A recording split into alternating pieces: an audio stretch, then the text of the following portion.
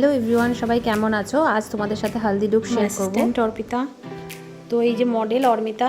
অর্মিতা কেমন লাগছে? খুব ভালো লাগছে, খুব খুব ভালো লাগছে, না সেটাই ভালো লাগছে। হ্যাঁ, না সেটাই ভালো লাগছে, কারণ হালদির কথাটা ভালো হ্যাঁ, লাগে। ওর খুব খুশি, ওর খুব ইচ্ছে ছিল। ওই যে আমার স্টুডেন্ট, ওর আসলে এই মুহূর্তে ঘুম পেয়েছে। হ্যাঁ, এসে লাভ নেই, আমি জানি ওর ভীষণ ঘুম পায়। ও আসলে এসেছে একটু আগে, আমার মেসেজ দেখেনি। এই যে সুন্দরী, এই যে দুষ্টু পায়েল, নামের আগে দুষ্টু লাগিয়েছো, নিজেও জানো ও দুষ্টু। ও, ওটা তোমার নাম। আর এই যে একজন মাথা ব্যথা, মাইগ্রেন, কত সমস্যা। যাই হোক, বাকিগুলো তোমাদের সাথে শেয়ার করছি, একটু সাথে থাকো। প্রথমে আমি ক্লিনজিং ওয়াইপস দিয়ে স্কিনটা ক্লিন করে নেব। তোমরা ভালো করে ক্লিন করে নিও। এরপর আমি টোনার ইউজ করছি, রিকর্ডে টোনার ইউজ করলাম। তারপর আমি বায়োটিকের ময়েশ্চারাইজার ইউজ করছি। ময়েশ্চারাইজারটা এত ভালোভাবে অ্যাপ্লাই করবে যাতে স্কিনের সাথে অ্যাবজর্ব হয়ে যায়। দেন আমি রিকর্ডের একটা প্রাইমার ইউজ করছি। এই প্রাইমারটা খুব ভালো, আমার খুব ভালো লাগে পার্সোনালি। তোমরা অন্য প্রাইমারও ইউজ করতে পারো। তারপর আমি আই মেকআপে চলে যাব। তার আগে আমি আইব্রোটা কারেকশন করে নেব। একটা ভালো কোম্পানির আইব্রো পমেড দিয়ে আমি আইব্রোটা কারেকশন করছি। তারপর আমি কনসিলার থেকে কনসিলার নিয়ে আইলিডটার ওপরে দিচ্ছি। কনসিলারের ওপরে তারপরে আমি ট্রান্সলুশন পাউডার একটু পাফ করে দেবো, কারণ ট্রান্সলুশন পাউডার না দিলে আমার একটু আইশ্যাডো দিতে অসুবিধা হয় বা ব্লেন্ড করতে অসুবিধা হয়। তোমরাও এটা ট্রাই করো। দেন আমি আইশ্যাডো প্যালেট থেকে কালার দিয়ে আমি ব্লেন্ড করে দিচ্ছি। বিভিন্ন কালার, 3টে কালার আমি ইউজ করছি।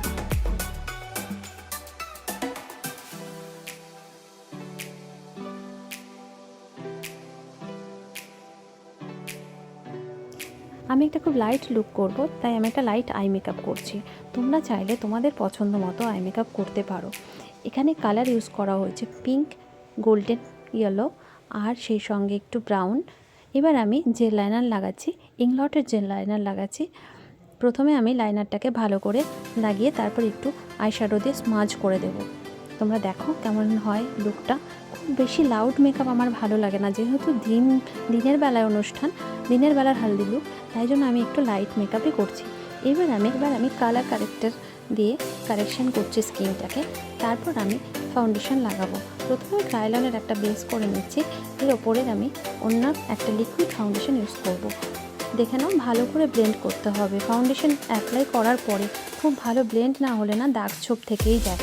আর কারেকশানটাও খুব জরুরি। তোমরা যখন স্কিন কারেকশান করবে, দাগ, কালো দাগ যেগুলো আছে সেগুলোর জায়গায় খুব ভালো করে অরেঞ্জ কারেক্টার দিও।